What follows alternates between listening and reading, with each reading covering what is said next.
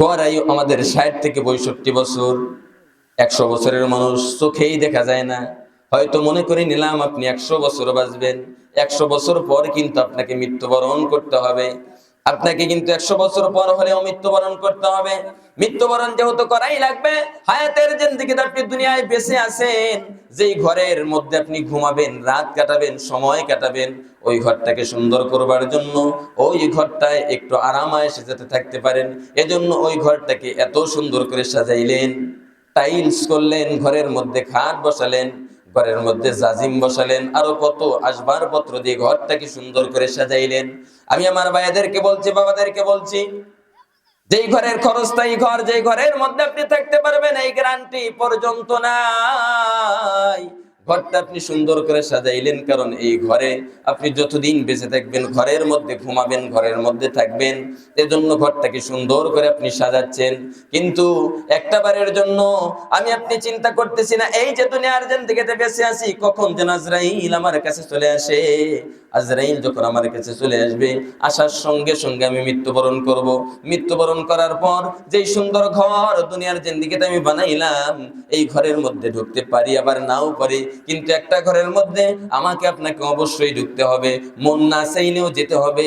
মাত্র ৩.৫ হাত ওই ঘর, মাটির ঘর, যেই ঘরের মধ্যে বাতি নাই, যেই ঘরের মধ্যে সাথী নাই, যেই ঘরের মধ্যে বিছনা নাই, যেই ঘরের মধ্যে বালিশ নাই, যেই ঘরের মধ্যে অন্ধকার, একেবারে অন্ধকার, এমন একটা ঘর আমার আপনার জন্য অপেক্ষা করতেছে। ওই যে পাশেই কবর, ওই কবর নামক ওই ঘরের মধ্যে অবশ্যই অবশ্যই আমাকে আপনাকে আসতে হবে। ওই ঘরটা সুন্দর করবার জন্য একটা বারের জন্য আমি আপনি কি করলাম, চিন্তা কিন্তু করি নাই। ক্ষণস্থায়ী যেই ঘরের মধ্যে ঘুমাবো, ঘরটা সাজাবার জন্য লক্ষ লক্ষ টাকা ব্যয় করলাম, কিন্তু যেই ঘরটা আমার আপনার জন্য একেবারে হক, অবশ্যই ওই ঘরে যেতে হবে। ওই ঘরটা সুন্দর করবার জন্য, ওই ঘরের জন্য হায়াতের জিন্দেগিতে আমি আপনি দান করতে পারলাম না, নেক আমল করতে পারলাম না, যখন মৃত্যুবরণ করব শূন্য হাতে, ওই ঘরে কিন্তু আমাকে আপনাকে রেখে আসবে। এজন্য আমার বাবারা, আমার ভাইয়েরা, আজকে যেই মাহফিলটা শুরু করা হয়েছে, এটি হচ্ছে আল্লাহর ঘর, মসজিদ। এই মসজিদের জন্য, মসজিদ হচ্ছে আল্লাহ তাআলার ঘর। দুনিয়ার মধ্যে সবচেয়ে দামি ঘর হচ্ছে মসজিদ। যেই মসজিদের মধ্যে নামাজ আদায় করা হয়, আর যেই নামাজ সম্পর্কে আল্লাহ রাব্বুল আলামিন কিয়ামতের ময়দানে সর্বপ্রথম আল্লাহ রাব্বুল আলামিন প্রশ্ন করবে, আউয়ালু মা ইউহাসাবু বিহিল আবদি ইয়াউমাল কিয়ামাতিস সালাহ। বান্দা, তুমি নামাজ পড়ছো কিনা, নামাজ পড়ছো কিনা? এই মসজিদ কিন্তু সেই জায়গা যেখান থেকে আমাকে আপনাকে নামাজ পড়তে হয়।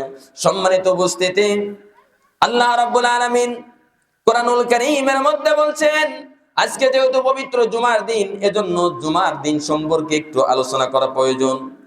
যেহেতু জুমার নামাজ আদায় করা হয় এই মসজিদে, যার কারণে আমি এই বিষয়টা একটু বেছে নিয়েছি। আল্লাহ রাব্বুল আলামিন কোরআনুল কারীমের মধ্যে বলছেন, ইয়া আইয়ুহাল্লাযীনা আমানু ইযা নুদিয়া লিস-সালাহ মিন ইয়াউমিল জুমুআহ ফাসআউ ইলা যিকরিল্লাহি ওয়া দারুল বাই।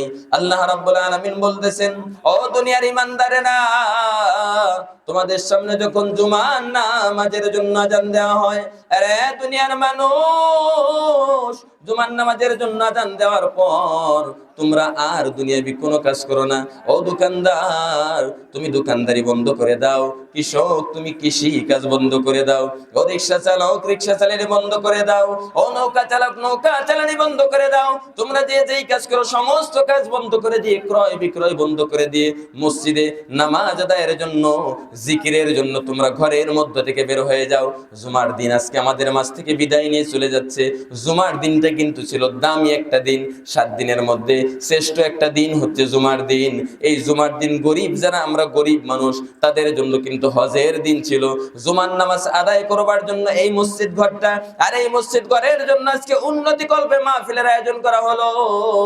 আমরা যারা কপাল পোড়া, হয়তো বা এই মসজিদের মাহফিলে উপস্থিত হতে পারবো না, কিন্তু আমাদের কপাল যাদের ভালো, তারা কিন্তু এই মসজিদের মাহফিলের মধ্যে উপস্থিত হতে পারবে।